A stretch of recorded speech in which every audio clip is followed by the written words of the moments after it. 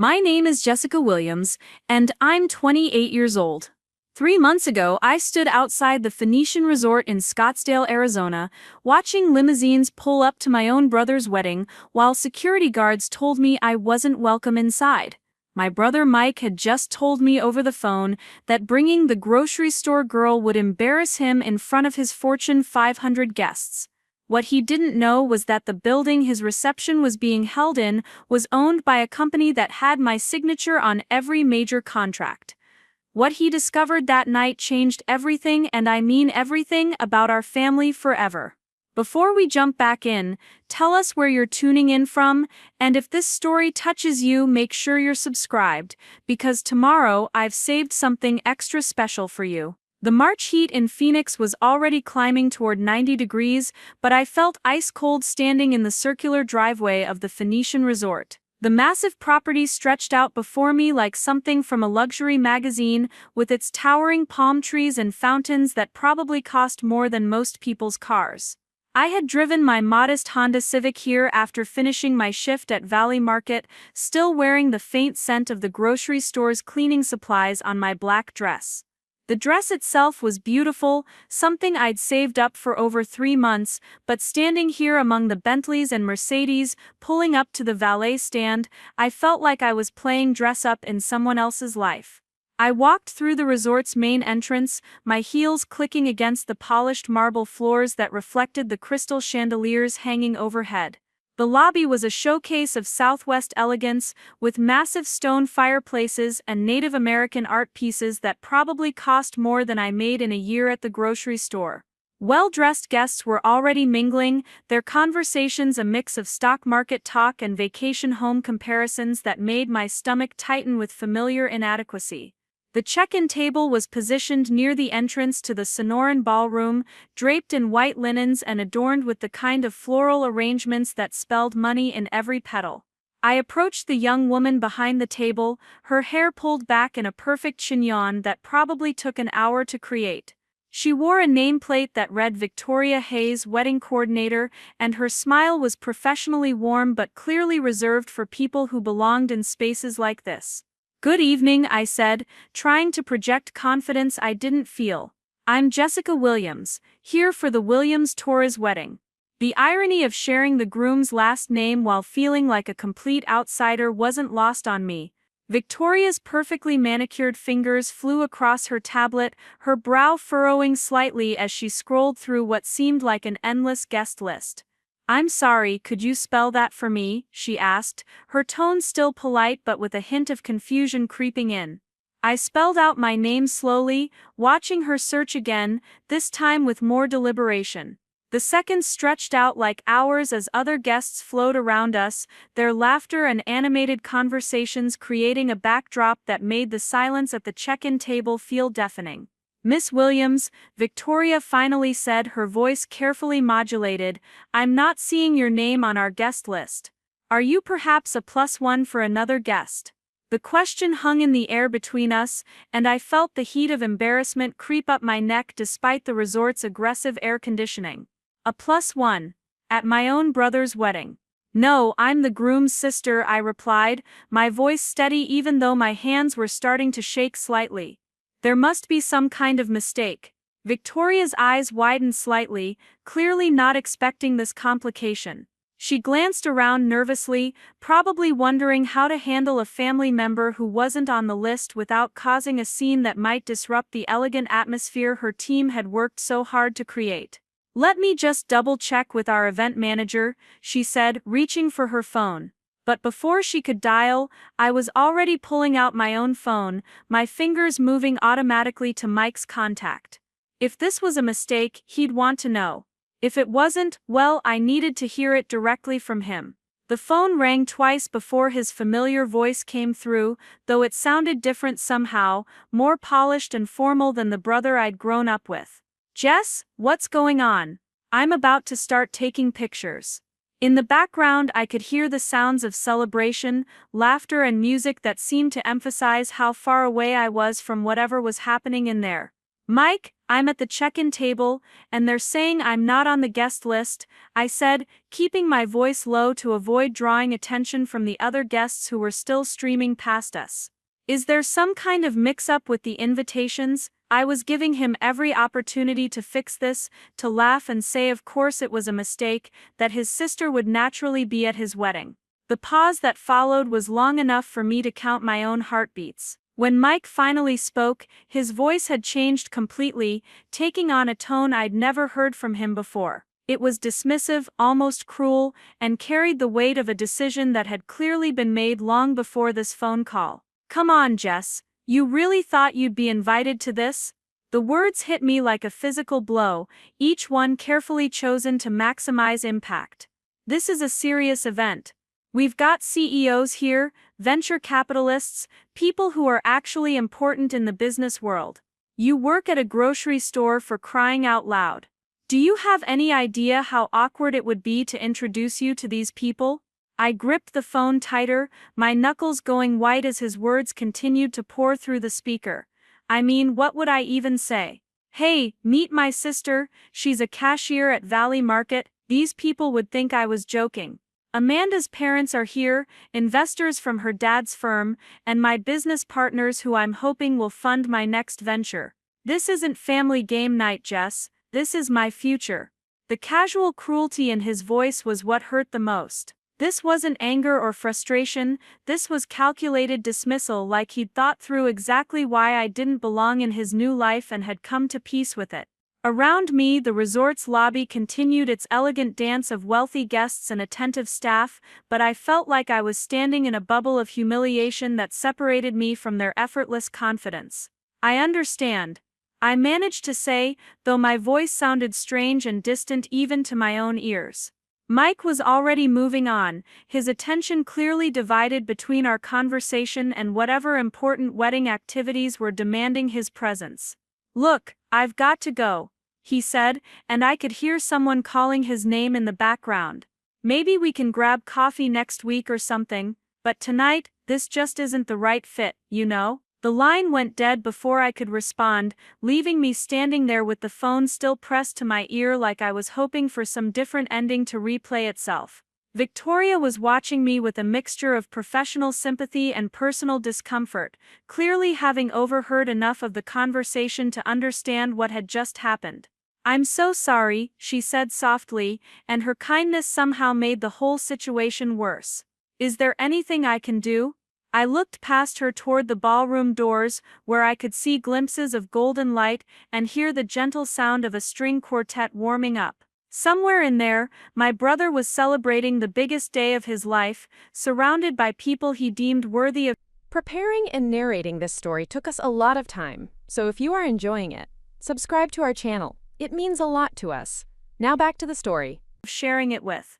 And I was out here, dressed in my carefully chosen dress, being treated like an uninvited stranger who had somehow wandered into the wrong event. But as I stood there, processing the magnitude of what had just happened, my hand instinctively moved to the small clutch purse I was carrying. Inside was an envelope I'd been planning to give Mike during the reception, something I'd spent weeks preparing as a wedding gift. It wasn't just a card or a check, it was something that would have changed his entire future, solved problems he didn't even know I was aware of, and set him up for the kind of success he'd always dreamed about. Now, standing in this marble lobby while security guards began to glance in my direction with the kind of polite attention that suggested my time as a non-guest was running out, I realized that envelope was going to serve a very different purpose than I'd originally intended. Mike thought he knew exactly who I was and what I was worth. He thought he understood the limits of my world and the insignificance of my contribution to his life. What he didn't know was that 3 blocks away, in the heart of Phoenix's business district, there was a 30-story glass building with Williams Tech Solutions etched into the granite at its base. He didn't know that the business cards in my wallet identified me as the founder and CEO of a company that had revolutionized supply chain management software for major retailers across the Southwest. He didn't know that my grocery store job was actually me conducting field research, understanding the industry I was transforming from the ground up. Most importantly, he didn't know that the wedding gift in my purse was a contract that would have made his struggling startup the exclusive partner for Williams Tech Solutions' expansion into e-commerce platforms, a deal worth more than he'd probably see in his entire career. But as I stood there, feeling the weight of his dismissal and the curious stares of guests who clearly wondered why someone was loitering near the check-in table, I realized that Mike had just made a choice that would define both of our futures. I walked back to Victoria's table with newfound purpose, my steps more confident than they'd been since I'd entered the resort. "Excuse me," I said, my voice clear and steady. "I have something that needs to be delivered to the groom during the evening. Could you make sure he receives this during the reception?" I handed her the envelope, which was sealed and addressed simply to Mike Williams in my careful handwriting. Victoria accepted the envelope with professional efficiency, probably assuming it was a card from a family member who couldn't attend. "Of course," she said, "I'll make sure this gets to him during the appropriate time." She had no way of knowing that she was holding something that would completely destroy the perfect evening Mike had worked so hard to orchestrate, or that the grocery store girl who had just been turned away from his wedding was about to change his life in ways he never could have imagined. As I walked back through the resort's lobby, past the fountains and the palm trees and the effortless luxury that Mike thought defined success, I pulled out my phone to call Ryan. He'd been waiting at Desert Moon Cafe, a quiet little place downtown where we'd agreed to meet after the reception. Now our evening was starting much earlier than planned, and the conversation we were about to have would be very different from what either of us had expected. The Phoenix skyline glittered ahead of me as I drove away from the Phoenician, and somewhere in that collection of lights was the building that bore my name, the company I'd built from nothing, and the life I'd created while my family assumed I was going nowhere. Mike had made his choice about who belonged in his world and who didn't. Now it was time for him to live with the consequences of that decision, and for me to finally stop hiding who I really was. The drive to Desert Moon Cafe felt like moving through a different world entirely. 20 minutes earlier, I'd been standing in the opulent lobby of the Phoenician, surrounded by marble and crystal and the kind of wealth that announces itself in whispers. Now I was navigating the familiar streets of downtown Phoenix, where the buildings were older and the atmosphere was honest in a way that luxury resorts never quite managed. The cafe sat on the corner of 2nd Street and Van Buren, a modest place with exposed brick walls and mismatched furniture that had become my sanctuary over the past few months. Ryan was already there when I arrived, sitting at our usual table near the window that overlooked the modest street traffic. He looked up as I entered, his expression immediately shifting from casual anticipation to concern as he read the tension in my shoulders and the tightness around my eyes. Without saying a word, he stood and pulled out my chair, a small gesture that somehow managed to anchor me in the moment and remind me that not everyone in my life saw me as disposable. "That was quick," he said gently, settling back into his seat across from me. "How was the check-in?" The question was innocent enough, but something in his tone suggested he already suspected the evening hadn't gone according to plan. Ryan had always been remarkably good at reading the subtle changes in my mood, probably because he was one of the few people who'd bothered to pay attention long enough to learn the signs. I accepted the cup of coffee he'd ordered for me, wrapping my hands around the warm ceramic and letting the familiar ritual of caffeine and comfort wash over me before attempting to explain what had just transpired. The cafe buzzed quietly around us with the kind of low-key energy that comes from people who work real jobs and don't feel the need to announce their importance to every stranger within earshot. "I never made it past the lobby," I said finally, watching his eyebrows raise slightly in surprise. Apparently I wasn't on the guest list. And when I called Mike to clarify, he made it very clear that the omission was intentional. Ryan's jaw tightened almost imperceptibly, but he waited for me to continue rather than jumping in with immediate outrage. It was one of the things I appreciated most about him. He understood that sometimes you needed to tell the whole story before you could process what it meant. I recounted the phone call in detail, including Mike's casual dismissal of my career and his obvious embarrassment at the thought of introducing his grocery store sister to his important guests. With each word, I watched Ryan's expression grow darker, though he maintained the kind of controlled composure that came from years of dealing with difficult people in his own line of work. "So he actually said you'd be too awkward to introduce to his business partners?" Ryan repeated slowly, as if testing the words to make sure he'd heard them correctly. "Because you work at Valley Market." There was something dangerous in his tone, the kind of quiet anger that was far more intimidating than shouting or dramatic gestures. "That's the gist of it," I confirmed, taking a sip of coffee and feeling some of the evening's tension begin to ease. "Apparently my employment status doesn't meet the standards for his new social circle. Amanda's parents were there, potential investors, people who matter in ways that I apparently don't." The words still stung to repeat, but sharing them with Ryan somehow diminished their power to hurt me.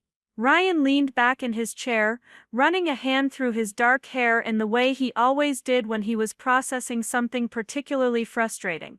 "Jessica," he said carefully, "you realize how insane this is, right? I mean, setting aside the fact that he's your brother and should want you there regardless of anything else, he has no idea what he's actually rejecting." That was the heart of it, wasn't it? Mike's dismissal wasn't just cruel, it was monumentally ignorant. He'd made assumptions about my life and my worth based on the most superficial possible understanding of who I was and what I did. The grocery store job that he found so embarrassing was actually research, a hands-on education in the industry I was revolutionizing. Every day I spent scanning barcodes and restocking shelves was another day of understanding the pain points that my software was designed to solve. "He doesn't know," I said simply. "None of them do. As far as my family is concerned, I graduated college with a business degree and then mysteriously decided to waste my life working retail. They think I'm unmotivated, maybe a little lazy, definitely not living up to my potential." The familiar ache of being misunderstood settled in my chest, though it felt different now, less sharp and more like an old wound that was finally ready to heal. Ryan shook his head slowly, still processing the magnitude of the situation. "Your brother just excluded the CEO of Williams Tech Solutions from his wedding because he was embarrassed by her day job. Do you understand how this is going to look when the truth comes out?" There was almost a note of admiration in his voice, as if he was impressed by the sheer scope of Mike's miscalculation. The truth was, I hadn't fully considered the implications yet. For the past 3 years I'd been living a carefully constructed double life, building a company that was rapidly becoming a major player in the supply chain software industry while maintaining the fiction that I was just another college graduate who'd lost her way. The deception hadn't been malicious, it had started as a way to conduct genuine market research and had evolved into a form of protection against exactly the kind of judgment I'd experienced tonight. Working at Valley Market had given me insights that no amount of MBA coursework could have provided. I understood the frustrations of inventory management, the inefficiencies of traditional ordering systems, and the daily challenges that store managers faced when trying to keep shelves stocked and customers satisfied.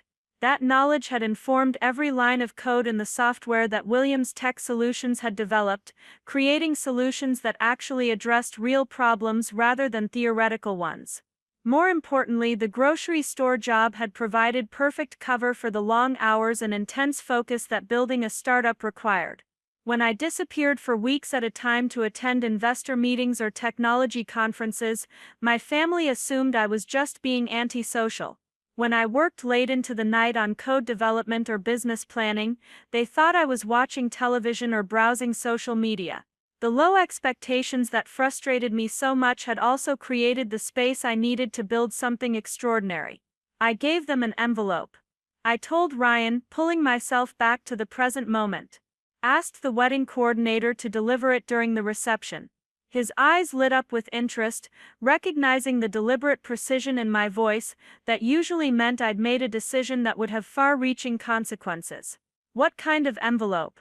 he asked, though something in his expression suggested he already suspected the answer. Ryan had been with me through enough business dealings to recognize when I was moving from reaction to strategy, and he understood that my apparent calm often preceded dramatic action. I reached into my purse and pulled out a copy of the document I'd sealed in the envelope I'd left at the Phoenician.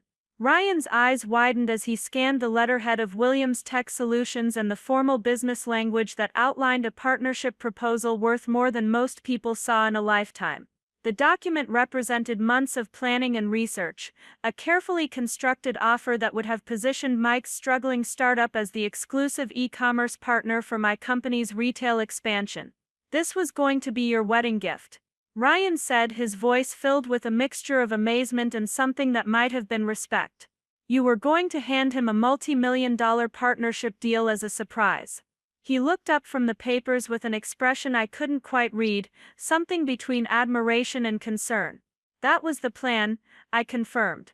"His startup has been hemorrhaging money for the past 8 months. I've been watching from a distance, seeing him struggle with cash flow and investor confidence, knowing I could solve all his problems with a single contract. I thought maybe if I could help him succeed, really succeed, it might change how he saw me. How all of them saw me." The admission felt raw and vulnerable in a way that surprised me.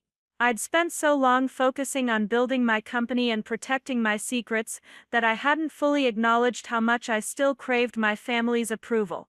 Despite all evidence to the contrary, some part of me had continued to believe that if I could just prove myself successful enough, smart enough, valuable enough, they would finally see me as more than a disappointment. Ryan set the papers down carefully, his expression thoughtful. "But now," he asked, though we both knew the answer had changed fundamentally in the past hour. The gift that had been intended as a bridge between my hidden success and my family's expectations had transformed into something else entirely. "Now he's going to read this and realize exactly what he threw away tonight," I said, feeling a strange sense of calm settle over me. "He's going to understand that the sister he was too embarrassed to introduce to his business partners was actually someone who could have saved his entire company. And he's going to have to live with that knowledge." The weight of the decision felt substantial but not burdensome. For years I'd been contorting myself to fit into spaces that were never designed for me, trying to earn recognition from people who had already decided I wasn't worth their attention. Tonight had crystallized something I'd been reluctant to admit. I was tired of hiding who I was to make other people comfortable with their assumptions about who I should be. Ryan reached across the table and took my hand, his fingers warm and steady against mine. "Are you sure about this?"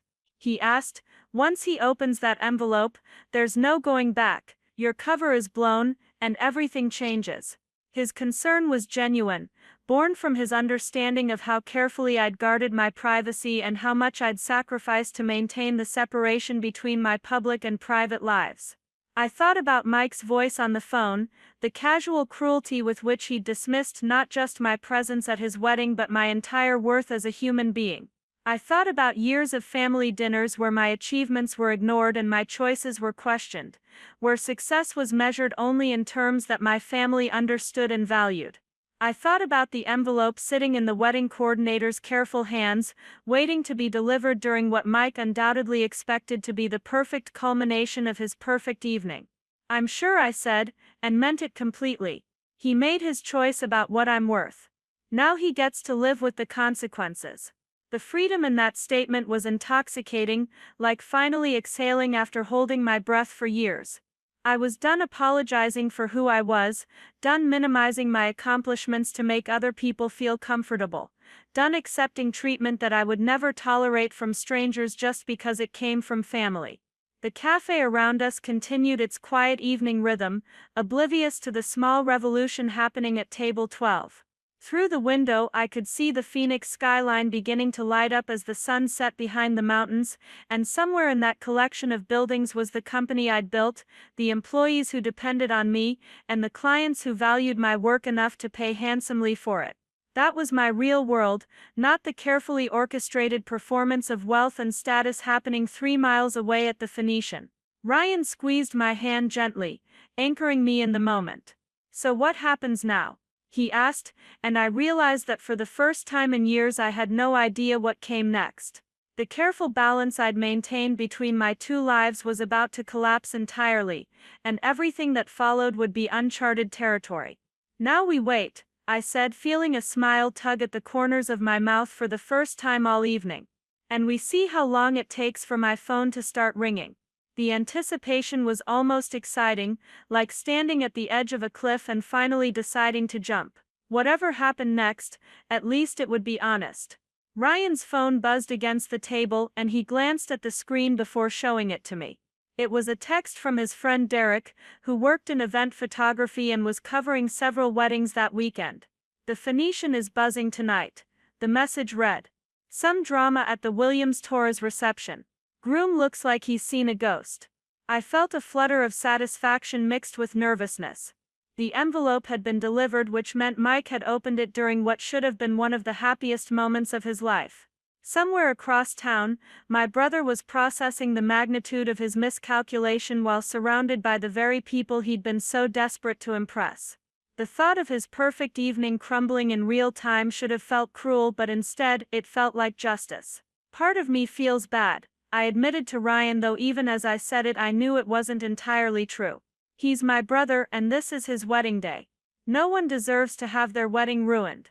The words sounded hollow even to my own ears, a reflexive attempt at magnanimity that didn't match the cold satisfaction I actually felt.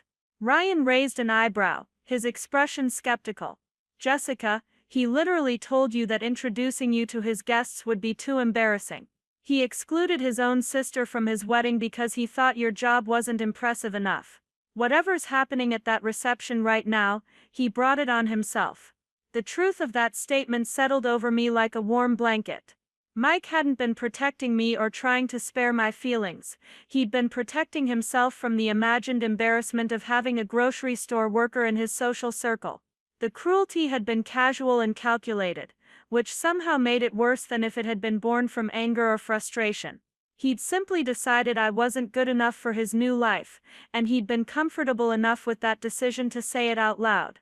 My phone, which had been mercifully quiet since the disaster at the resort, suddenly lit up with an incoming call. Mike's name flashed on the screen, and I felt my heart rate spike despite my attempts at emotional distance. Ryan noticed immediately, his attention sharpening as he waited to see how I would handle this first contact since the envelope had been delivered. I let the call go to voicemail, watching the screen until it went dark again. Almost immediately, it lit up with another call from the same number. Then another. By the fourth attempt, Ryan was leaning forward with concern, clearly wondering if I should at least answer to find out what was happening. "Not yet," I said, declining the fifth call in as many minutes.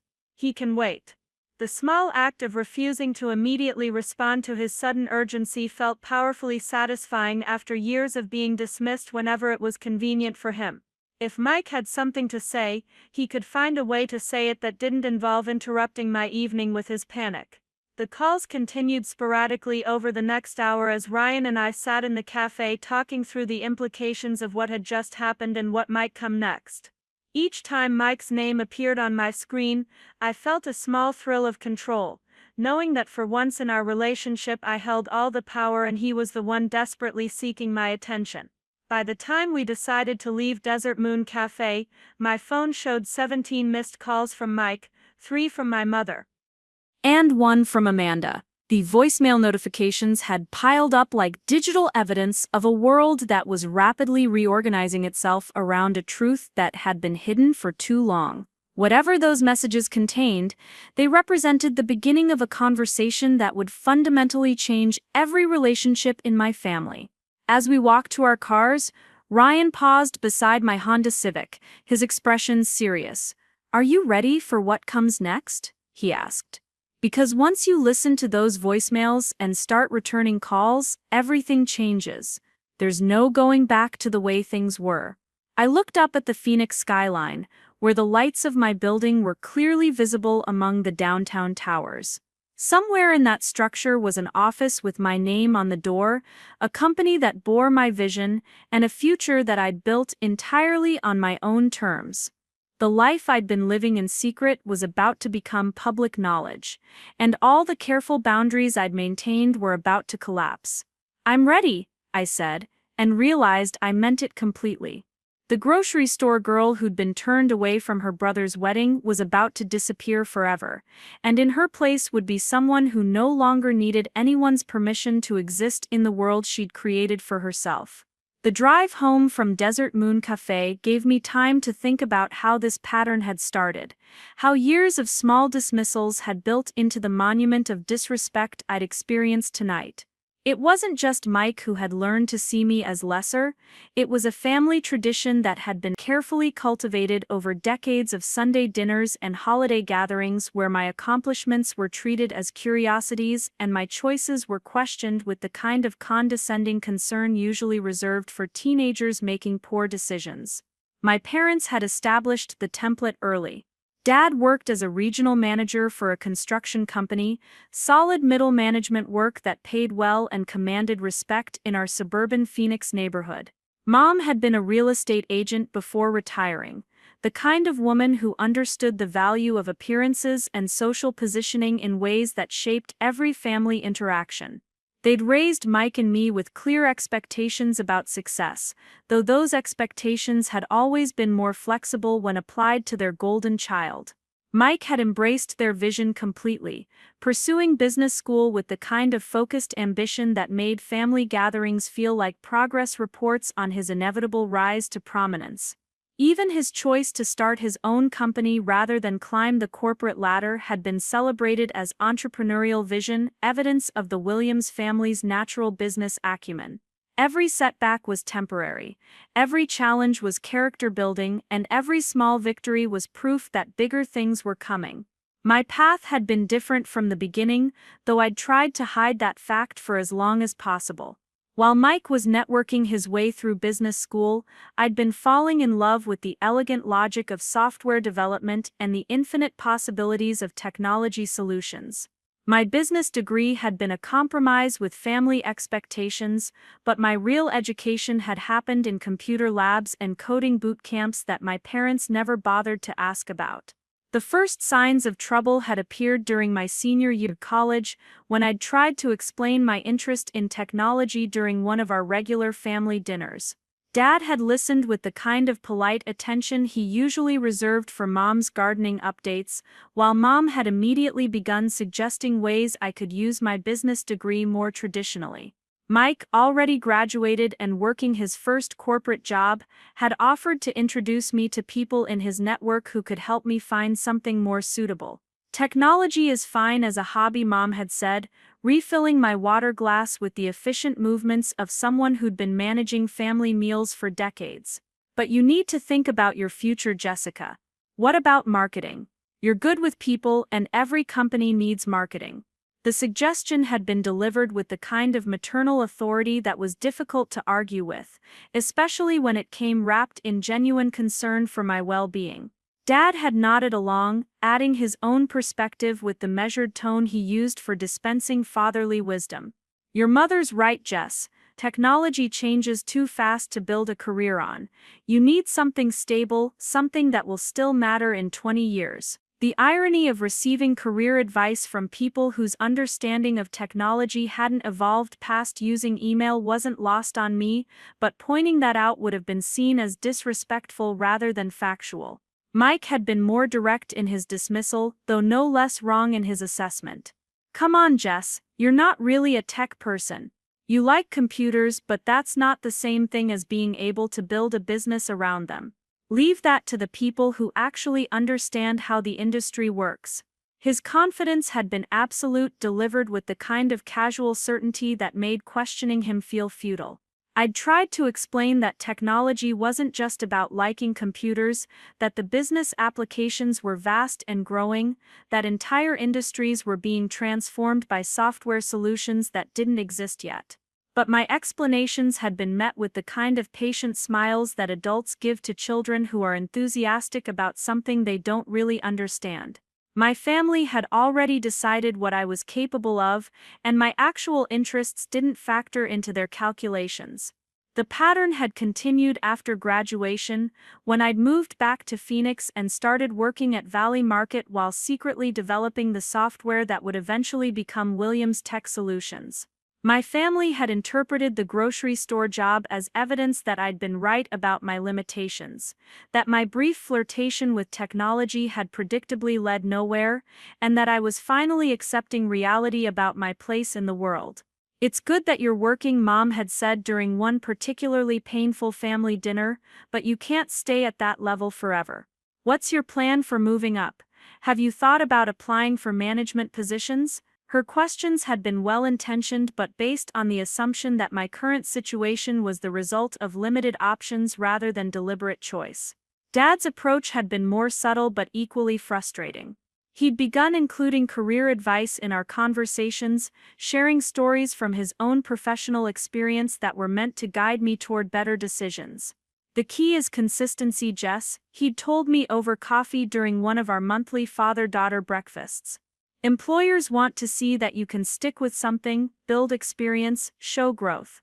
This grocery store thing is fine for now, but you need to start thinking about your next move." The worst part hadn't been their lack of faith in my choices, it had been their complete disinterest in understanding what I was actually doing. When I'd tried to explain that I was learning about supply chain management and inventory systems, they'd heard excuses for why I was still working retail. When I'd mentioned that I was developing software solutions for the problems I was observing, they'd assumed I meant playing around with spreadsheets or maybe taking online courses that wouldn't lead anywhere practical. Mike had been the most dismissive, perhaps because my apparent failure made his own success look more impressive by comparison. During family gatherings, he dominated conversations with updates about his corporate achievements, while I'd been relegated to polite questions about whether I was still enjoying my job at the store. The implication had always been clear: his work mattered in ways that mine never could, and everyone at the table understood that distinction. "Jessica's still figuring things out," he'd said during my 26th birthday dinner, his tone carrying just enough condescension to make the statement sting. "Not everyone finds their calling right away. Some people need more time to discover what they're really good at." The comment had been delivered with a smile, as if he were being supportive rather than dismissive, but the underlying message had been unmistakable. The family's attitude had crystallized around the idea that I was a late bloomer at best, someone who needed patience and gentle guidance to eventually find my proper place in the world. My college degree proved I wasn't unintelligent, but my career choices suggested I lacked the ambition and focus necessary for real success. They'd been waiting for me to outgrow my current phase and embrace something more appropriate to my education and family background.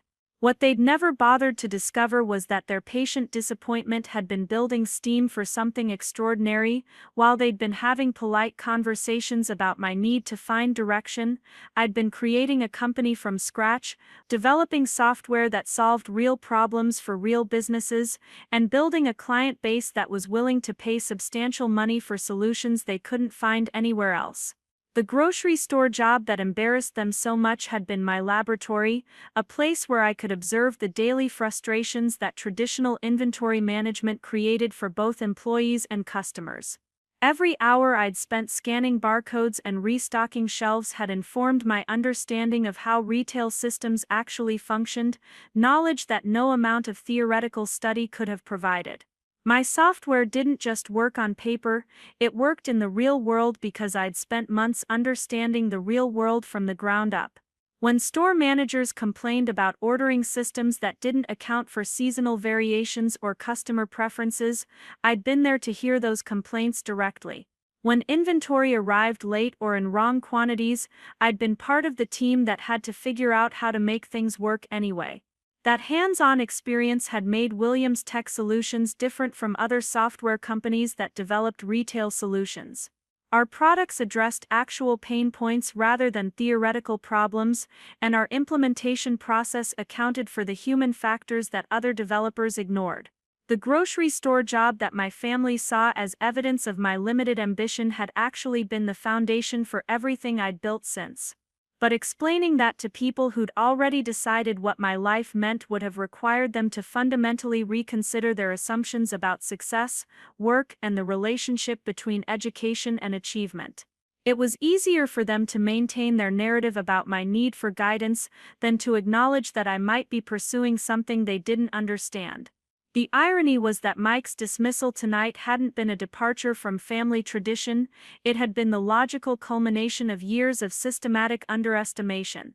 He'd grown up watching our parents treat my choices as evidence of confusion rather than conviction, and he'd learned to see my apparent lack of conventional achievement as proof that I didn't belong in serious conversations about business or success. What he'd never considered was that his own understanding of business success might be limited, that his network of investors and entrepreneurs might not represent the only path to building something meaningful. His startup, which he'd been so proud to discuss during family dinners, was struggling precisely because it was built on theoretical understanding rather than practical experience. He'd identified a market opportunity and developed a solution, but he'd never worked in the trenches to understand how that market actually functioned. The partnership offer I'd prepared for him would have solved that problem completely. Williams Tech Solutions had the industry knowledge, client relationships, and technical infrastructure to make his e-commerce platform viable, profitable, and scalable. The deal would have positioned his company as the exclusive partner for our expansion into new markets, guaranteeing him the kind of success he'd been chasing since graduation. More importantly, it would have validated his belief in his own vision while demonstrating that his family connections were valuable in ways he'd never imagined. Instead of being embarrassed by his grocery store sister, he could have been proud of the sibling who'd been quietly building the exact kind of technology empire he'd always dreamed about creating. But that opportunity had required him to see me as someone worth knowing rather than someone worth hiding, and tonight had proven that he wasn't capable of making that shift. His world was built on appearances and assumptions, and my actual accomplishments didn't fit the story he'd been telling himself about our relative worth. As I pulled into the parking lot of my apartment complex, a modest place that reflected my commitment to reinvesting profits into company growth rather than lifestyle inflation, I realized that Mike's rejection had actually freed me from something I hadn't understood I was carrying. For years I'd been hoping that my success would eventually be dramatic enough to force my family's recognition, that some achievement would be too big for them to ignore or dismiss. Tonight had shown me that no amount of success would change their fundamental assumptions about who I was and what I was capable of. Mike had been presented with evidence that his sister was exactly the kind of business leader he claimed to admire, and his immediate response had been to exclude her from his celebration. The problem wasn't my lack of achievement, it was their inability to see achievement that didn't match their preconceptions. Walking up the stairs to my apartment, I felt lighter than I had in months. The envelope sitting at the Phoenician represented more than just a business opportunity that Mike had unknowingly rejected, it represented my decision to stop seeking validation from people who'd already decided I wasn't worth their attention. Whatever happened when he opened that envelope, at least it would be honest.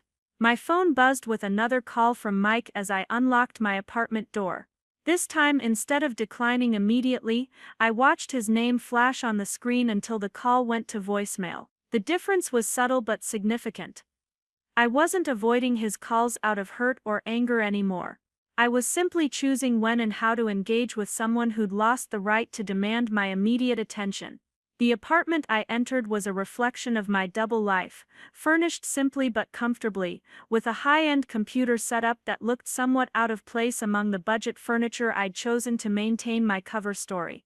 My neighbors knew me as Jessica, the grocery store worker who kept quiet hours and paid her rent on time. They had no idea that the woman in apartment 247 was running a multi-million-dollar technology company from the converted bedroom that served as her home office. Looking around the space, I realized that this careful separation between my public and private lives was about to end completely. Mike's reaction to the envelope would inevitably involve other family members, and the story of Jessica Williams, the grocery store worker, would be replaced by Jessica Williams, the technology entrepreneur.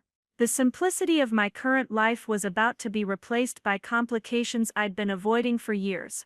But as I settled into my favorite chair and finally opened my phone to listen to the accumulating voicemails, I felt ready for those complications.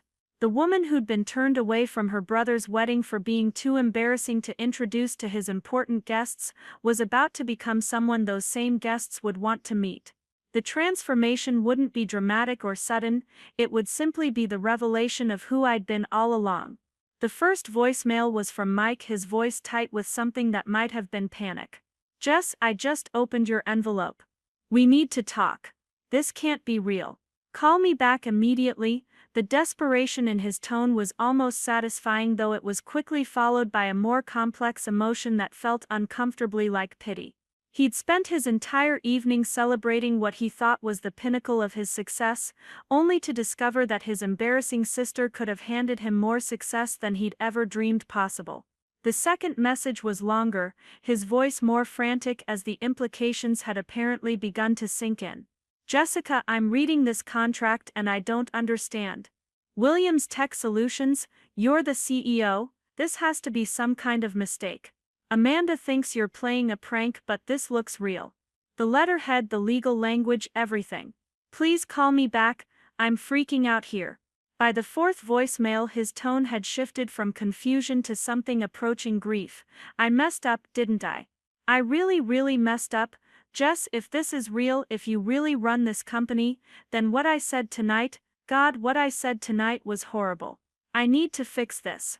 Please let me fix this. Whatever it takes, I'll make this right. But as I listened to his increasingly desperate messages, I realized that some things couldn't be fixed with apologies or promises. Mike hadn't just made a mistake, he'd revealed something fundamental about how he saw me and how he valued family relationships when they conflicted with his social ambitions. The cruelty hadn't been accidental, it had been calculated, based on his assessment of what I was worth compared to the impression he wanted to make on his guests. The partnership offer in that envelope represented more than just business opportunity, it represented 3 years of watching my brother struggle with his startup, while knowing I could solve all his problems with a single conversation. I'd been waiting for the right moment to reveal my success, hoping it could bring us closer together rather than driving us further apart. Tonight had shown me that no amount of success would bridge a gap that was built on fundamental disrespect. As I set my phone aside and prepared for bed, I realized that tomorrow would be the first day of a very different life. The grocery store job that had provided perfect cover for building my company would have to end, not because I was ashamed of the work but because maintaining the deception was no longer possible or necessary. The family relationships that had been built on their assumptions about my limitations would have to be rebuilt on the truth about my actual accomplishments, if they could be rebuilt at all. Most importantly, the woman who'd spent years hiding her light to avoid challenging other people's expectations was about to step fully into the success she'd been building in secret. The business cards in my wallet that identified me as the founder and CEO of Williams Tech Solutions were about to become public knowledge, and everything that followed would be uncharted territory. But as I turned off the lights and listened to the familiar sounds of Phoenix settling into evening quiet, I felt more at peace than I had in years. Mike's rejection had been cruel, but it had also been clarifying. I was done apologizing for who I was, done minimizing my accomplishments to make other people comfortable, and done accepting treatment that I would never tolerate from strangers just because it came from family. Tomorrow Jessica Williams, the grocery store worker, would cease to exist, and Jessica Williams, the technology entrepreneur, would take her rightful place in the world she'd been building all along. The transformation wouldn't change who I was fundamentally, but it would change how I allowed myself to be seen and treated by everyone around me, and that change, long overdue, felt like the beginning of everything. The next morning arrived with the kind of blazing Arizona sunshine that made Phoenix feel like a city of endless possibilities. I woke up feeling different, as if something fundamental had shifted during the night while I slept. The familiar weight of maintaining my double life was gone, replaced by a clarity that made even the simple act of making coffee feel like a deliberate choice rather than an automatic routine. Today was the day I stopped being two different people and started being entirely myself, regardless of who was comfortable with that transformation. My phone showed 43 missed calls from various family members, a digital avalanche that had started around midnight and continued sporadically until dawn. The voicemail notifications had piled up like evidence of a world reorganizing itself around a truth that could no longer be hidden. I scrolled through the call log while sipping my coffee, noting the progression from Mike's initial panic to my mother's confused concern to what appeared to be a middle-of-the-night conference call between various relatives trying to make sense of what they'd learned. The first order of business was calling in to Valley Market, My manager Sandra Torres was a practical woman in her 50s who'd been running the grocery store for nearly a decade with the kind of efficient competence that made even challenging days feel manageable. She picked up on the second ring, her voice carrying the slight edge that meant she was already dealing with the morning rush of vendors and early customers. "Jessica, please tell me you're not calling in sick," she said without preamble. "Tommy's out with his back injury and we've got that corporate inspection this afternoon." Her assumption that I was looking for a sick day was reasonable given my track record as a reliable employee, but today's conversation was going to be unlike any we'd ever had.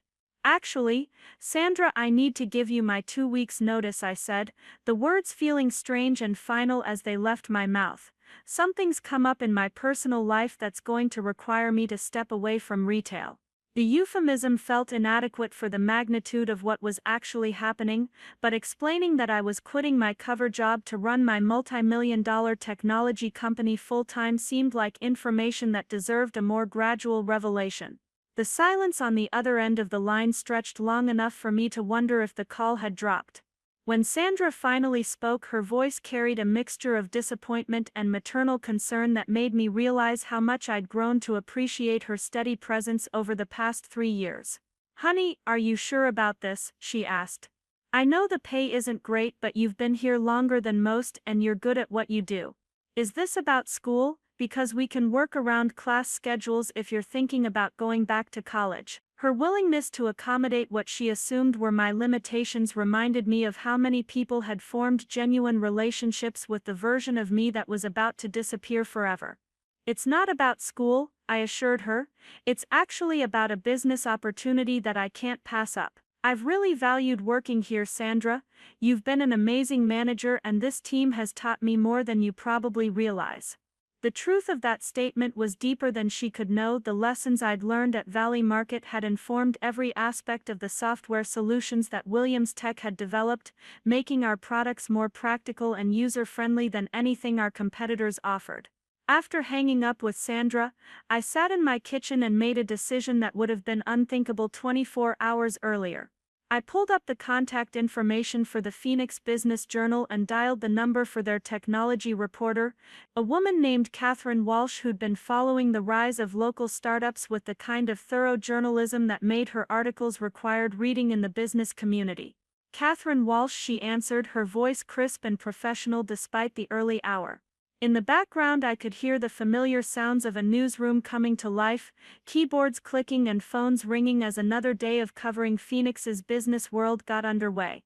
"Walsh, this is Jessica Williams, founder and CEO of Williams Tech Solutions," I said, savoring the opportunity to use my real title without qualification or explanation for the first time in years. "I have a story that I think might interest you about the local technology sector and some recent developments in supply chain software applications." The pause that followed was brief but loaded with the kind of professional curiosity that made Catherine Walsh one of the most respected business journalists in the Southwest. When she spoke again, her tone had shifted to the focused attention that sources learned to recognize and appreciate. "Williams Tech Solutions," she repeated slowly, clearly scrolling through her mental database of local companies. "You're the supply chain optimization people. Your software has been making waves with some of the major retailers in the region. I've been trying to get an interview with your leadership team for months, but your communications people keep saying the CEO isn't available for media appearances."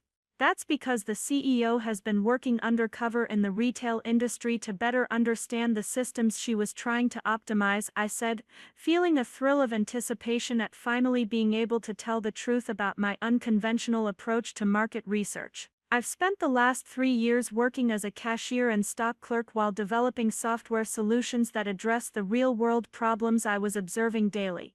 Today seems like the right time to go public with that story."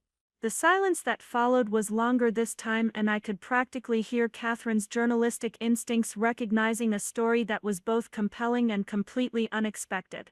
When she finally spoke, her voice carried the kind of excitement that made it clear this conversation was about to become the highlight of her week.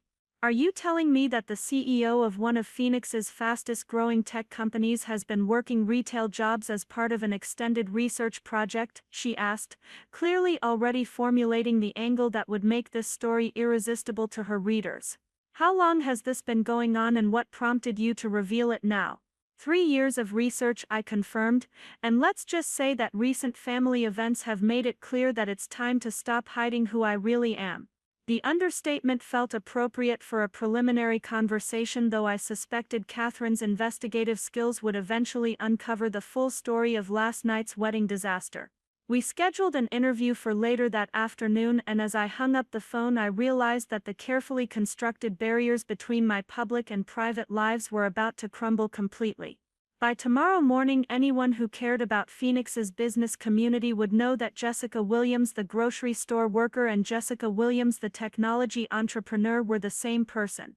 The revelation would inevitably reach my family, my neighbors, my co-workers, and anyone else who'd formed opinions about my life based on incomplete information. My phone rang again, displaying my mother's name for what had to be the 20th time since midnight. This time, instead of letting it go to voicemail, I answered on the third ring, bracing myself for a conversation that would be unlike any we'd ever had. Jessica Marie Williams, she said, using my full name in the tone she'd reserved for serious disciplinary discussions. When I was a child, I have been up all night trying to make sense of what your brother told me. He says you gave him some kind of business proposal at his wedding, something about a technology company. Is this some kind of elaborate joke? The use of my middle name and the maternal authority in her voice might have intimidated me even a few months ago, but today it simply reminded me of how thoroughly my family had underestimated my capacity for making my own decisions. The woman who'd spent years offering career advice based on the assumption that I lacked direction was about to learn that I'd been building something extraordinary while she was worried about my lack of ambition. "It's not a joke, Mom," I said calmly. "I've been running a technology company for the past 3 years. Williams Tech Solutions specializes in supply chain optimization software for retail businesses." The business proposal Mike received was a partnership offer that would have made his startup the exclusive e-commerce partner for our expansion into new markets. The silence that followed was so complete I wondered if she'd hung up the phone. When she finally spoke, her voice was smaller and more uncertain than I'd heard since childhood, when she was the one asking questions instead of providing answers. "But you work at a grocery store," she said, as if stating this obvious fact would somehow resolve the contradiction she was struggling to process. "You scan groceries and stock shelves. I've seen you come home tired from those shifts. How could you be running a company?" "The grocery store job was research," I explained patiently. "I needed to understand how retail operations actually work before I could develop software to improve them. Every day I spent at Valley Market informed the development of solutions that our clients pay substantial money to implement. The work wasn't a sign that I lacked ambition, it was part of building something bigger than anything I could have created from theoretical knowledge alone." I could hear her trying to process this information, the mental reorganization required to reconcile the daughter she thought she knew with the woman I was revealing myself to be. For years she'd been gently worried about my lack of direction, offering suggestions and advice based on the assumption that I needed guidance to find my way. Learning that I'd been pursuing a clear vision all along, just not one she'd recognized, was clearly challenging everything she'd believed about my capabilities and choices. "Your father and I," she began slowly, "we thought you were struggling. We thought maybe you'd lost confidence after college, that you were afraid to try for something bigger. We've been so worried about you, honey. Why didn't you tell us what you were really doing?" The question contained layers of hurt and confusion that made me realize how my secrecy had affected them as well. They'd been genuinely concerned about my well-being, interpreting my career choices as evidence of problems they wanted to help me solve. Their dismissive attitude toward my work had been based on incomplete information, though that didn't entirely excuse their failure to ask better questions or show more curiosity about my actual experiences. "I tried to tell you," I said gently but firmly, When I talked about supply chain management and inventory systems, when I mentioned software development projects, when I tried to explain what I was learning about retail operations, you heard excuses for why I was still working at the store. You'd already decided what my life meant, and my actual explanations didn't fit that narrative. She was quiet for a long moment, and I could imagine her sitting in her kitchen, probably still in her bathrobe, trying to reconcile her memories of those conversations with what she was learning now. The realization that she'd been dismissing actual accomplishments while worrying about imaginary failures was clearly painful, and I found myself feeling sorry for her despite everything. Mike says the partnership offer was worth millions of dollars, she said finally, her voice barely above a whisper. He says you were going to give him a contract that would have saved his company and made him wealthy. Is that true? It was going to be my wedding gift to him, I confirmed. I've been watching his startup struggle for months, knowing I could solve all his problems with a single partnership agreement. I thought maybe if I could help him succeed, it might change how our family saw each other. I wanted to use my success to bring us closer together, but you didn't give it to him, she said, and I could hear her beginning to understand the full scope of what had happened at the wedding. What changed your mind? He told me I was too embarrassing to introduce to his important guests, I said simply. He said my grocery store job didn't exactly scream VIP, and that I'd stick out like a sore thumb among the CEOs and investors he wanted to impress. So I realized that my success wouldn't change how he saw me, it would just give him more reason to be embarrassed about the methods I'd used to achieve it. The sharp intake of breath from my mother's end of the line told me she was finally grasping the full tragedy of Mike's miscalculation. Her son had rejected a multi-million-dollar opportunity because he was ashamed of the sister who was offering it, never bothering to learn enough about her life to understand what he was throwing away. "Oh, Jessica," she whispered, and for the first time in our conversation, her voice carried the weight of genuine regret. "What are you going to do now? About the partnership, I mean, and about Mike's company?" "I'm donating the money to charity," I said, feeling the same sense of rightness that had guided me to that decision the night before. Williams Tech Solutions is establishing a foundation to support small businesses owned by women and minorities in the technology sector. The funding that would have saved Mike's company is going to help people who actually appreciate the opportunities they're given. The decision felt like justice and liberation combined, a way to honor my success while ensuring it served people who understood the value of support and recognition. Mike's startup would have to find its own path forward, just as I'd had to build mine without the benefit of family understanding or encouragement. "And what about us?" Mom asked, her voice small and uncertain. "What about our family? How do we move forward from this?" It was the question I'd been dreading and anticipating in equal measure. The revelation of my true circumstances didn't just change how my family saw me, it changed how I saw them, and it raised fundamental questions about whether relationships built on such complete misunderstanding could be rebuilt on a foundation of truth. "I don't know, Mom," I admitted. "For 3 years you've all been relating to a version of me that doesn't really exist. The daughter you've been worried about, the sister Mike was ashamed of, the family member everyone thought needed guidance and direction. That person was never real. I don't know if you can accept the person I actually am, and I don't know if I can go back to pretending to be someone I'm not just to make family gatherings more comfortable." The conversation ended with promises to talk more later, after everyone had time to process what they'd learned. But as I hung up the phone, I realized that the most important conversations had already happened. Mike's rejection had clarified something that years of family dinners had obscured. I didn't need their approval to be successful, and I didn't need their understanding to be happy. The interview with Catherine Walsh that afternoon was one of the most satisfying professional experiences of my life. For 2 hours I sat in her downtown office and told the complete truth about Williams Tech Solutions, about my unconventional approach to market research, and about the success we'd achieved by building solutions that addressed real problems rather than theoretical ones. Her questions were insightful and challenging, and her obvious respect for what I'd accomplished felt like a stark contrast to the dismissive attitude I'd grown accustomed to from my family. "This is an incredible story," she said as we wrapped up the interview. CEO goes undercover in her own target industry to build better products. It's the kind of hands-on leadership that other tech companies talk about, but rarely actually implement. When can we schedule a follow-up to discuss your expansion plans? The article would run in the next day's business section, with a follow-up feature planned for the weekend edition.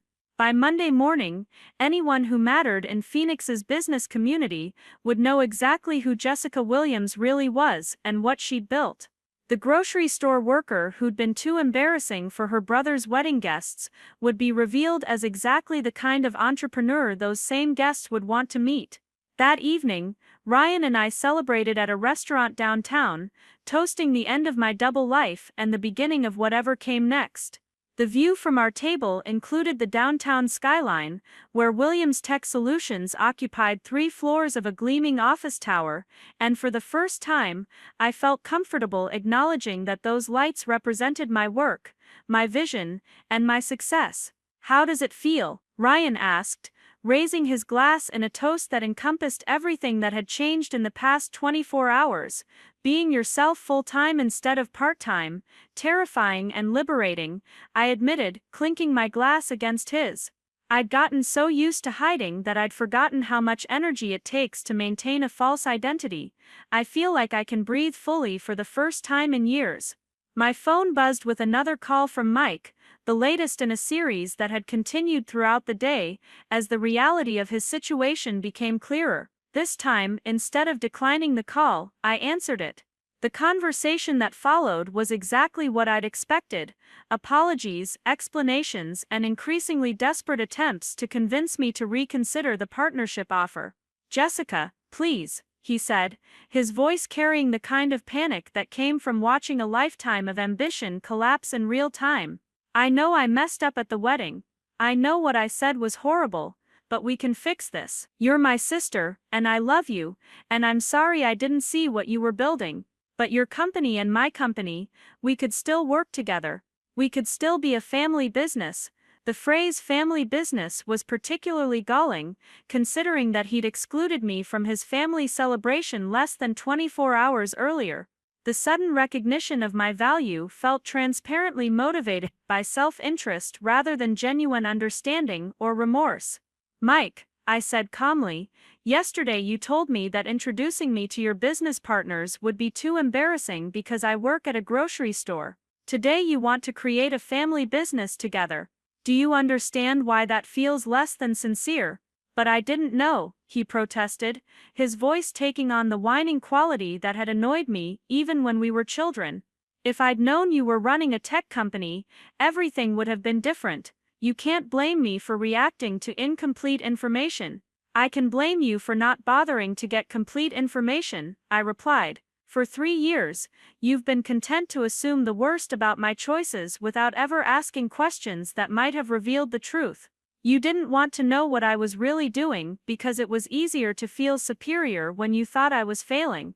The conversation continued for another 10 minutes, with Mike cycling through every argument he could think of to convince me to reconsider. He promised to make public apologies, to give me credit for his company's future success, to introduce me to all the important people he'd been so worried about embarrassing himself with. But each promise only reinforced how completely he'd missed the point of what had happened. The partnership offer wasn't about getting recognition or meeting your friends, I finally told him. It was about family, about using my success to help someone I cared about. "When you rejected me, you weren't just declining my presence at your wedding, you were rejecting the relationship I was trying to build between us. That can't be fixed with apologies or promises." The business article ran the next morning with a headline that made me smile: "Local Tech CEO's Undercover Success: How Jessica Williams Built $1 Million Company While Working Retail." Catherine Walsh had captured the story perfectly, presenting my unconventional approach as innovative rather than eccentric, and highlighting the practical benefits of my hands-on research methods. The response was immediate and overwhelming. My company email filled with interview requests, partnership proposals, and congratulations from colleagues who'd known me only in my professional capacity. The contrast between this recognition and my family's years of dismissal was striking enough to make me realize how much energy I'd been wasting trying to earn approval from people who were determined not to give it. More satisfying than the professional recognition was the personal freedom that came with finally living as one integrated person instead of maintaining separate identities for different audiences. The careful compartmentalization that had defined my life for 3 years was replaced by a simplicity that made even routine decisions feel more authentic.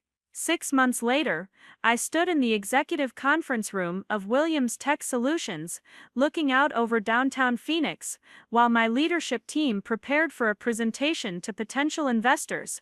The company had grown beyond anything I'd imagined when I was scanning groceries and taking notes on inventory management systems, and the partnership opportunities that were now available made Mike's struggling startup look quaint by comparison. My phone buzzed with a text from Ryan, who was downstairs in the lobby waiting to take me to lunch. We'd been talking about marriage, about building a life together that didn't require either of us to hide who we were, or apologize for our successes. The contrast between that kind of relationship and the conditional acceptance I'd received from my family was stark enough to make me grateful for Mike's rejection, which had forced me to stop seeking validation from people who were incapable of providing it. The family relationships that had been damaged by the wedding incident had never fully recovered, though they'd settled into a new equilibrium based on honesty rather than assumption. My parents had gradually come to terms with having a daughter whose success exceeded their understanding, though their pride was still tinged with regret for the years they'd spent worrying about problems that didn't exist. Mike's company had eventually declared bankruptcy, a casualty of his inability to adapt to an industry that rewarded substance over style. But the most important change wasn't in how my family saw me, it was in how I saw myself. The woman who'd once hidden her achievements to avoid challenging other people's expectations had been replaced by someone who understood that her worth wasn't determined by other people's ability to recognize it. The grocery store job that had embarrassed my brother had become a foundational element of a success story that was entirely my own. As I gathered my things to meet Ryan for lunch, I realized that the best revenge against people who underestimate you isn't proving them wrong, it's building something so meaningful that their opinion becomes irrelevant. Mike's wedding had been the beginning of that process, the moment when I'd stopped apologizing for who I was and started celebrating it instead. The building that bore my name was visible from the restaurant where Ryan and I had lunch, a daily reminder that the woman who'd been too embarrassing to introduce to important guests had actually been someone those guests would have been honored to meet. But more than that, it was proof that sometimes the most powerful response to rejection is simply to become so undeniably yourself that hiding becomes impossible. The weeks following the article's publication brought changes that rippled through every aspect of my life in ways I hadn't fully anticipated. Walking into Valley Market to work my final shifts felt surreal, like visiting a place that belonged to someone else's history rather than my own present. The employees who'd known me as Quiet Jessica, who always volunteered for inventory shifts, now looked at me with a mixture of awe and confusion, as if I'd transformed into a stranger overnight, despite being the same person who'd restocked shelves alongside them just days earlier. Sandra had taken the news of my true identity with the kind of practical grace that had made her such an effective manager. During my last shift, she pulled me aside near the loading dock where we'd spent countless hours discussing the inefficiencies of the store's ordering system, conversations that had directly informed some of Williams Tech Solutions' most successful product features. "I read the article," she said, leaning against a pallet of canned goods with her arms crossed in the posture I'd come to recognize as her thinking stance. "All this time you were testing your software ideas on us. On me, I kept complaining about the inventory system, and you were taking notes like some kind of corporate spy." Her tone wasn't accusatory, but there was an edge of betrayal that made me realize how my secrecy had affected even the relationships I'd valued most during this period. It wasn't about spying, I tried to explain, searching for words that would convey the genuine respect I'd had for the work and the people I'd worked alongside. I needed to understand the problems from the inside, to experience the frustrations firsthand so I could build solutions that actually worked. Everything you taught me about managing a team, about juggling competing demands, about making systems work even when they're fundamentally broken, all of that went into creating better software. Sandra nodded slowly, her expression softening slightly as she processed my explanation.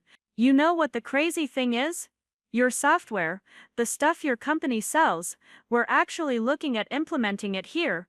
Corporate sent down a memo last week about upgrading our inventory management system, and Williams Tech Solutions is one of the finalists. I didn't make the connection until I saw your picture in the paper. The irony was almost too perfect. The grocery store that had unknowingly hosted my research was now considering purchasing the products that research had created. It felt like the universe was confirming that my unconventional approach had been valid all along, that the years of living this double life had produced something genuinely valuable, rather than just serving my own need to prove something to my family. My final day at Valley Market fell on a Saturday, traditionally the busiest day of the week, when the store filled with families doing their weekly shopping, and the checkout lines stretched toward the back of the store. I'd requested to work the register one last time, wanting to end this chapter of my life doing the exact work that my brother had found so embarrassing. Each item I scanned, each customer I smiled at, felt like a small act of defiance against the judgment that had sparked this entire transformation. During my lunch break, I sat in the break room, where I'd spent hundreds of hours over the past 3 years, eating sandwiches and listening to coworkers discuss their lives while I mentally cataloged every complaint about the store's systems. The faded posters about workplace safety and the ancient microwave that only heated things on one side had become oddly familiar, almost comforting in their consistent mediocrity. Leaving this space meant leaving behind a version of myself that had been protected by anonymity and low expectations. Tommy Rodriguez, who'd worked the produce section for as long as anyone could remember, came in during my break and sat down heavily in the plastic chair across from me. His back injury had healed enough for him to return to light duties, and he'd been one of the few coworkers who treated me exactly the same after the article came out. "So you're really leaving," he said, unwrapping his own lunch with the deliberate movements of someone whose body reminded him daily not to rush. "Going to be weird not having you around. You were one of the good ones, actually cared about doing the job right even though everyone could tell you were overqualified for it." His observation struck me as particularly insightful. Even while maintaining my cover, I'd apparently been unable to completely hide that this work was temporary for me in ways it wasn't for my coworkers, who depended on these jobs as their primary income. The guilt that accompanied that realization was complicated, tangled up with questions about privilege and authenticity that I wasn't sure I could fully answer. "I learned more here than at any job I've ever had," I told him honestly. "The business degree I spent 4 years earning taught me theories and frameworks, but this place taught me how things actually work, how people actually behave when systems fail them, how much creativity it takes to make broken processes function day after day." Tommy nodded, a small smile crossing his weathered face. "That's the thing about retail that fancy business types never understand. It's not about following the manual. It's about figuring out how to keep everything running when the manual doesn't cover what's actually happening. You got that, which is probably why your software company is doing so well." He paused, then added with characteristic directness, "Also why your brother's an idiot for being embarrassed about you working here." The validation from Tommy, who had no reason to flatter me or tell me what I wanted to hear, meant more than any number of congratulatory messages from professional contacts who were primarily interested in what my success could do for them. He'd seen me at my most ordinary, doing unglamorous work without complaint, and he'd respected the effort even when he had no idea about the broader context. The afternoon shift passed in a blur of familiar tasks, performed with the bittersweet awareness that each action was happening for the last time. Scanning groceries, making small talk with customers, calling for price checks, handling returns, all the minutiae of retail work that had formed the foundation of my understanding about how commerce actually functioned at ground level. When my shift ended and I clocked out for the final time, the simple act of removing my employee badge felt weighted with significance I hadn't expected. Sandra met me at the time clock with an envelope that contained my final paycheck, along with a card signed by the entire staff. Inside, people had written brief messages that ranged from "good luck with your company" to "don't forget about us little people," to Tommy's characteristically succinct "thanks for actually working instead of just pretending." The mix of genuine goodwill and slightly awkward attempts to acknowledge the weirdness of the situation captured perfectly the complexity of relationships built on incomplete truths. "You're welcome back anytime," Sandra said, shaking my hand with formal gravity before pulling me into a quick hug that felt more maternal than professional. "If you ever need someone to tell you that your fancy software is missing something obvious, you know where to find me." Her offer, delivered with a smile, contained an implicit acknowledgement that my time here had been valuable for both of us, that the exchange of knowledge had flowed in multiple directions despite the apparent hierarchy of our positions. Driving away from Valley Market for the last time, I watched the familiar building shrink in my rearview mirror and felt the strange mixture of relief and nostalgia that accompanies any significant ending. That grocery store had been my sanctuary and my laboratory, the place where I could be anonymous while doing meaningful work, where my worth was measured in shifts completed rather than expectations met or disappointed.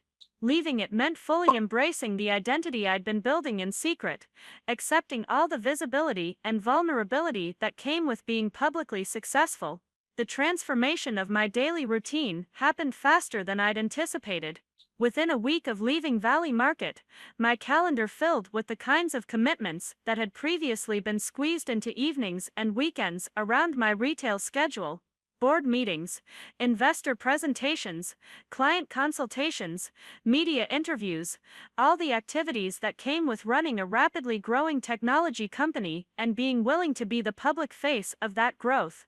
The office space that Williams Tech Solutions occupied had previously felt like a part-time residence, a place I visited between grocery shifts to handle urgent matters before rushing back to my other life.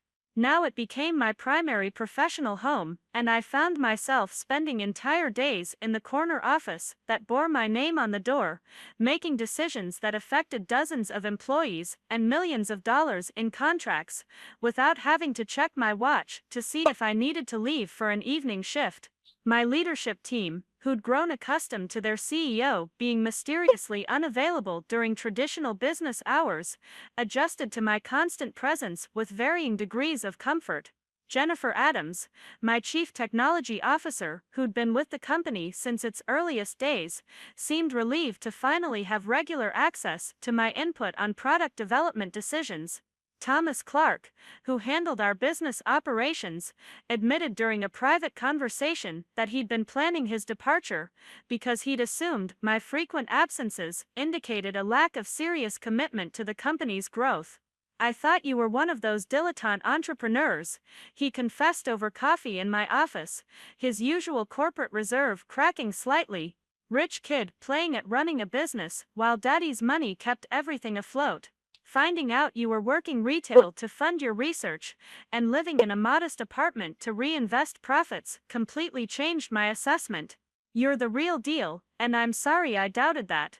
His admission revealed something I hadn't fully considered, that my secrecy about the grocery store job had created its own set of misperceptions, that people had filled in the gaps in their knowledge about me with assumptions that were often as wrong as my family's had been, just in different directions. The version of me that my employees had imagined was as incomplete as the version my family had known, and now everyone was adjusting to a more complete picture that didn't match any of their previous assumptions. The media attention that followed Catherine Walsh's initial article created its own challenges and opportunities. Other journalists wanted to interview the CEO who'd gone undercover in her own target industry. Business schools asked me to speak about unconventional approaches to market research, and industry conferences extended invitations to present my company's methodology. Each request required me to become more comfortable with public visibility, to step into the role of thought leader and successful entrepreneur, rather than hiding behind the anonymity that had protected me for so long. My first major speaking engagement was at a technology conference in San Diego, where I'd been asked to discuss innovation in supply chain management software. Standing backstage before my presentation, I felt the weight of performing success in a way I'd never had to do while scanning groceries or writing code in my apartment. The audience would include competitors, potential clients, investors, and journalists, all watching to see if the woman who'd built a successful company while working retail could articulate a compelling vision for the future of her industry. Ryan had accompanied me to the conference, and he stood beside me in the wings as I waited for my introduction.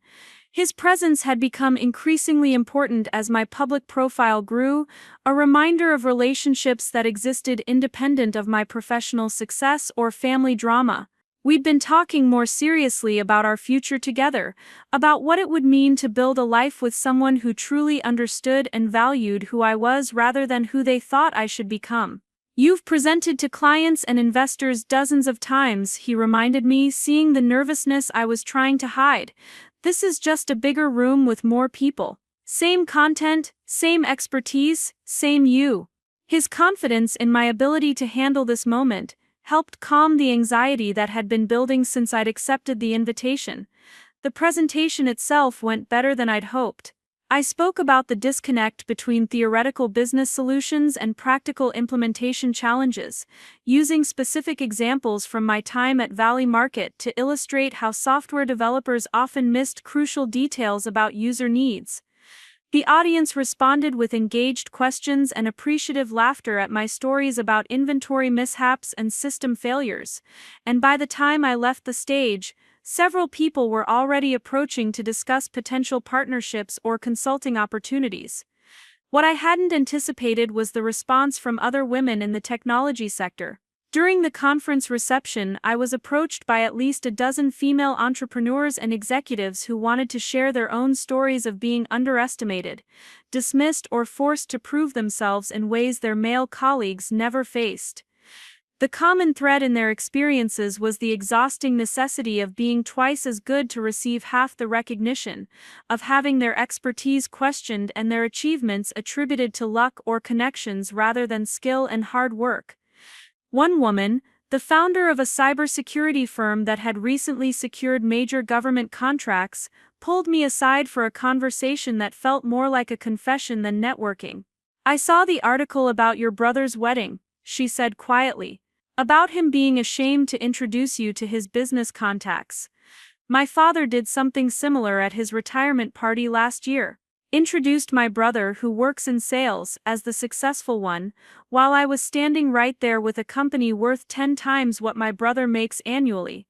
Her story and the dozen others like it that I heard throughout the conference revealed that my experience with Mike wasn't an isolated incident of one person's poor judgment. It was part of a broader pattern of how success was recognized and valued differently depending on who was achieving it and whether their methods matched traditional expectations. The grocery store job that Mike had found so embarrassing was actually just an excuse. The real issue was his inability to imagine that his sister could be more successful than him in ways he'd never anticipated. The validation from these conversations was profound, but it also came with a new sense of responsibility. My story had resonated with people who saw their own struggles reflected in my experience, and they were looking to me not just as a successful entrepreneur but as someone who'd navigated the specific challenges that came with building success while being systematically underestimated. The visibility I'd been avoiding for years suddenly felt like an opportunity to create space for other people's stories and achievements. Flying back to Phoenix after the conference, I found myself thinking about legacy in ways I never had before. Williams Tech Solutions was successful and growing, but its impact was primarily measured in profits and client satisfaction. The real potential for meaningful change lay in using my platform and resources to challenge the assumptions that had made my own journey unnecessarily difficult, to create opportunities for people whose talent was being overlooked because they didn't fit conventional molds. That realization led to the founding of the Williams Foundation, the charitable organization I'd mentioned to my mother during our difficult phone conversation. But instead of just providing funding, the foundation would offer mentorship, networking opportunities, and practical support to entrepreneurs who were building businesses while navigating the kinds of dismissive attitudes I'd experienced from my own family. The irony of using money that could have saved Mike's company to help people he'd probably consider beneath his notice felt like poetic justice. 6 months after the wedding that had sparked this entire transformation, I received an unexpected letter from Mike. It arrived at my office rather than my apartment, suggesting he'd gotten the address from the company website rather than any remaining family connection. The envelope was thick, multiple pages of what I assumed would be either extended apologies or renewed attempts to convince me to reconsider the partnership offer. Instead, the letter was a strange mixture of both, along with something that approximated genuine reflection on what had happened and why. He wrote about the aftermath of his wedding night, how the revelation of my true circumstances had cast a shadow over what should have been the happiest day of his life. He described the uncomfortable conversations with investors who'd read the article about my success and asked pointed questions about why his sister hadn't been at his wedding. He detailed the slow collapse of his company as funding dried up and partners lost confidence in his judgment. But more importantly, he wrote about being forced to reconsider everything he'd believed about success, about family, and about the measures of worth that he'd been using to evaluate not just me but himself. The bankruptcy of his company had apparently triggered some genuine self-examination, though whether that reflection was motivated by actual growth or just the pain of failure was difficult to determine from the careful language of his letter. I understand now that the problem wasn't your job, he wrote in a section that felt more honest than the rest. It was my inability to see past the surface of what you were doing to understand why you were doing it. I thought success looked like my version of it, like the trappings of corporate achievement and impressive job titles. I couldn't imagine that someone working at a grocery store might be building something more substantial than anything I'd ever created. That failure of imagination cost me more than just your partnership offer. It cost me a relationship with someone I should have valued regardless of her career status. The letter concluded with an acknowledgement that he didn't expect forgiveness or reconciliation but hoped that someday we might be able to rebuild some kind of connection based on honesty rather than the toxic dynamics that had defined our previous relationship. He included no specific requests for help or renewed business proposals, which suggested either genuine growth or sophisticated manipulation. Time would reveal which interpretation was more accurate. I read the letter 3 times. Sitting at my desk while the Phoenix sunset painted the sky outside my window in shades of orange and purple that reminded me why I'd chosen to build my life in this city. The anger that had burned so hot on the night of his wedding had cooled over the months into something more like sadness for what our family relationships could have been if built on different foundations. Mike's rejection had freed me from seeking his approval, but it had also revealed the emptiness of victories that came at the cost of meaningful connections. Ryan found me still sitting with the letter when he arrived to take me to dinner, and I handed it to him without explanation. He read through it carefully, his expression thoughtful as he processed Mike's words and tried to gauge my reaction to them. "What are you going to do?" he asked finally, settling into the chair across from my desk with the patient attention that had become one of my favorite things about him. "Are you going to respond?" "I don't know yet," I admitted.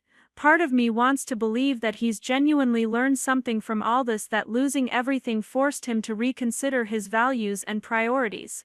But another part of me wonders if he's just figured out that appearing contrite might eventually lead back to some version of what he lost. Ryan nodded slowly, understanding the complexity of my hesitation. "You don't have to decide right now," he pointed out. "And you don't owe him a response just because he wrote to you. Whatever you choose to do about Mike and your family, it should be based on what's healthy for you, not on some obligation to fix relationships other people broke." His words crystallized something I'd been feeling but hadn't articulated, that the freedom I'd found in walking away from my family's expectations included the freedom to decide if and how to reconnect with them on my own terms. Mike's letter didn't obligate me to forgive him or resume our relationship. It was simply information about his current state of mind, and I could choose what, if anything, to do with that information. The decision about how to respond to Mike, whether to respond at all, became less urgent as other aspects of my life demanded attention. Williams Tech Solutions secured 2 major contracts that would require expanding our team significantly. The foundation launched its first round of grants to aspiring entrepreneurs, and Ryan and I started seriously planning our wedding for the following spring. Each of these developments represented a future that was entirely separate from my family's opinions about my choices, built on foundations that had nothing to do with earning approval from people who'd already proven their inability to recognize my worth. My relationship with my parents had settled into an awkward détente where we maintained periodic contact but avoided discussing the deeper issues that the wedding incident had revealed. Mom still called occasionally, usually with news about other family members or questions about how the business was doing, carefully avoiding topics that might reopen wounds that hadn't fully healed. Dad sent occasional emails about business articles he'd read that reminded him of my work, his way of trying to show interest without having to directly address the years he'd spent being uninterested. The transformation of how they related to me was both validating and frustrating. Their newfound respect for my career felt contingent on my visible success rather than rooted in fundamental trust in my judgment and capabilities. I suspected that if Williams Tech Solutions failed tomorrow, they'd revert to seeing me as the daughter who'd lost her way rather than someone who'd taken calculated risks that sometimes don't pay off. True acceptance would have remained constant regardless of my circumstances, but what they offered was conditional admiration based on outcomes rather than process. Lauren Martinez, my cousin who'd always been an ally within the family, reached out more consistently than anyone else. She'd witnessed the wedding disaster from the inside, watched Mike's perfect evening crumble as he'd read my letter, and observed the family's scrambling attempts to make sense of revelations that contradicted years of accepted narratives. Her perspective offered insights into conversations I hadn't been present for, reactions I hadn't witnessed directly. "Your mom cried for 2 days after reading that article," Lauren told me during one of our regular coffee meetings at Desert Moon Cafe, which had become our designated neutral ground for family discussions. "Not because she was upset about you lying to her, but because she realized how much she'd missed by not paying closer attention to your life. She kept saying, 'How did I not see this? How did I not know my own daughter was building something extraordinary?' The image of my mother confronting her own role in my years of feeling invisible was simultaneously satisfying and painful. I'd wanted her to see me clearly, to value my work and respect my choices, but I'd never intended to cause her genuine anguish. The complexity of wanting acknowledgement while also not wanting to hurt the people who'd failed to provide it created an emotional tangle I was still working to unknot. "What about Mike?" I asked, partly because I was curious and partly because Lauren's unfiltered observations often revealed truths that direct conversations obscured. "How is he handling everything?" The letter had given me his version of his response, but I wanted to know what he was showing to the rest of the family when he wasn't performing contrition. Lauren's expression grew complicated, a mixture of sympathy and exasperation that suggested her cousin loyalty was being tested by conflicting obligations. "Honestly, he's a mess. The company folding was bad enough, but the way it happened, with everyone knowing about the partnership he turned down, it's like his failure has this additional layer of public humiliation. Amanda's been increasingly distant, and I think their marriage might not survive this." The news about Mike's marriage struggling added another dimension to the consequences of that wedding night. Amanda had been part of the decision to exclude me, had participated in creating the guest list that left out family members who didn't match the image they wanted to project. Now she was experiencing the fallout of choices that had seemed so reasonable when they'd made them, discovering that the man she'd married had judgment problems that extended beyond a single cruel decision. "Do you think I should respond to his letter?" I asked Lauren, valuing her perspective as someone who understood both sides of the family divide. Part of me feels like maintaining distance is healthier, but another part wonders if I'm being unnecessarily harsh by refusing to engage with what might be genuine growth. Lauren considered the question carefully, swirling her coffee while she formulated a response that would be honest without being disloyal to either of us. I think you have to decide what you want from a relationship with Mike, if you want one at all, she finally said. He wrote that letter, but what's he actually offering? Is it a genuine acknowledgement of how he hurt you, or is it positioning for some future benefit? You know him better than I do in some ways. What does your gut tell you? My gut told me that Mike's transformation, if it was real, was still in its early stages and would need to be proven through actions rather than words. The letter had been a start, but years of dismissive treatment couldn't be erased by a few pages of carefully crafted contrition. If he was serious about rebuilding our relationship, he would need to demonstrate through consistent behavior that he'd actually internalized the lessons he claimed to have learned. The decision I ultimately made about Mike's letter was to acknowledge it briefly without committing to anything beyond that initial response. I sent a short email thanking him for his honesty and wishing him well in his future endeavors, deliberately vague about whether I was open to further communication. The message was cordial but distant, maintaining boundaries while not completely slamming the door on potential future reconciliation if he proved through sustained effort that his reflection had been genuine. Ryan and I set our wedding date for April, choosing a venue in Sedona that offered stunning red rock views and a sense of peace that felt appropriate for committing to a future built on honesty and mutual respect. The guest list was deliberately small, limited to people who actually knew us rather than business contacts or social obligations. Lauren would be there, of course, and a handful of college friends who'd remained close despite my years of maintaining distance to protect my secrets. My parents received invitations after considerable deliberation, but Mike and Amanda did not. The decision not to invite my brother to my wedding felt like both justice and sadness combined. On one hand, it was a clear demonstration that exclusion hurt regardless of the justifications offered for it. On the other hand, it represented the acknowledgement that some betrayals created distances too great to cross with a single letter or apology. If Mike had genuinely changed, if he'd truly learned to value people independent of their immediate utility to his ambitions, there would be time in the future to rebuild something. But my wedding day would be reserved for people who'd earned the right to witness my happiness through consistent support rather than convenient timing. Planning the wedding while running an expanding company created its own challenges, but Ryan and I approached both tasks with the kind of practical teamwork that suggested we'd figured out how to build a partnership based on complementary strengths rather than competitive jockeying for position. He handled logistics I found tedious while I made decisions about aesthetics and atmosphere that he was happy to delegate. The ease of our collaboration stood in stark contrast to the family dynamics I'd grown up with, where every interaction seemed to involve subtle competitions and defensive positioning. The Foundation's first grant recipients were announced at an event that generated more media attention than I'd anticipated. 20 women and minority entrepreneurs received funding and support to develop their business ideas, each selected based on the strength of their vision rather than their conformity to conventional expectations about what successful founders looked like. The applications had revealed dozens of stories similar to my own, people building extraordinary things while being systematically underestimated by family members, investors, or colleagues who couldn't see past surface appearances. One recipient, a woman named Keisha Washington who was developing educational software while working as a school janitor, reminded me so powerfully of my own journey that I found myself mentoring her personally rather than just providing financial support. Her story of being dismissed by teachers and administrators who saw her only as support staff rather than a potential innovator could have been written by past me before the wedding incident forced everything into the open.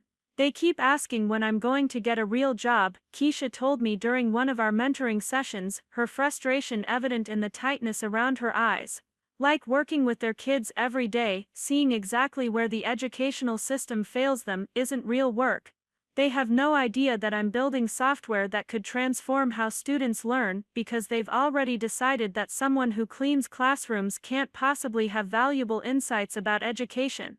Her words echoed conversations I'd had with myself during my years at Valley Market, the internal monologue that had oscillated between confidence in my vision and doubt about whether the world would ever recognize value that came packaged differently than expected. The difference was that Keisha now had support and resources that I'd lacked, a network of people who believed in her potential rather than questioning her choices. The hardest part isn't the work, I told her honestly. It's maintaining faith in your vision when everyone around you is telling you that you're wasting your time. But here's what I learned: their inability to see what you're building doesn't make it less real or valuable. It just makes them blind to something extraordinary happening right in front of them. As my wedding date approached, I found myself reflecting on the journey that had brought me from that humiliating night at the Phoenician to this moment of confident preparation for a future built entirely on my own terms. The woman who'd been turned away from her brother's wedding for being too embarrassing had become someone who no longer needed anyone's permission to exist in the world she'd created. The transformation hadn't been about proving my family wrong, it had been about discovering that their opinion of me mattered far less than my own understanding of my worth and capabilities. The final piece of the puzzle fell into place when Williams Tech Solutions announced a major partnership with a national retail chain, a deal that would expand our software implementation into hundreds of stores across the country. The contract represented years of work, countless hours of development and refinement, and the vindication of my belief that hands-on research would produce better solutions than purely theoretical approaches. More importantly, it demonstrated that success built on unconventional methods could compete with and even surpass what traditional paths produced. On my wedding day, standing in Sedona's Red Rocks with Ryan beside me and a small circle of people who truly knew and valued me, I felt complete in ways that had nothing to do with professional achievement or family reconciliation. The journey from grocery store cashier to successful CEO had taught me that worth wasn't something other people granted or withheld, it was something I claimed through my actions, my choices, and my refusal to accept others' limited visions of what I could accomplish. Mike never attended my wedding, but his absence felt appropriate rather than painful. The relationships that mattered were present, the people who'd supported me through uncertainty and celebrated my successes without needing them to conform to conventional expectations. My parents came, though their presence carried the weight of years of misunderstanding that hadn't fully resolved. But Lauren was there, and Ryan's family, and colleagues who'd become friends, and foundation recipients who'd seen in my story a reflection of their own struggles and possibilities. As I said my vows to Ryan, promising partnership built on honesty and mutual respect, I realized that the greatest gift from that terrible night at the Phoenician hadn't been the revelation of my success to my family. It had been the revelation to myself that I no longer needed their recognition to feel whole, that my worth existed independent of their ability to perceive it, and that the most important approval I could earn was my own. Up next, you've got 2 more standout stories right on your screen. If this one hit the mark, you won't want to pass these up, just click and check them out.